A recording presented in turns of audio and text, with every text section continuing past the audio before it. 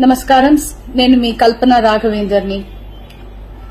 News లో, మీడియాలో నా గురించి, నా భర్త గురించి ఒక తప్పైన ఒక విషయం సర్క్యులేట్ అవుతుంది. దాని మీద ఒక క్లారిటీ ఇవ్వడానికి ఈ వీడియో నేను చేస్తున్నానండి. First of all I have to say I'm 45 years old. ఈ ఏజ్ లో నేను PhD చేస్తున్నాను, LLB చదువుకుంటున్నాను. అన్ని మా హస్బెండ్ ఎంకరేజ్మెంట్ వల్ల.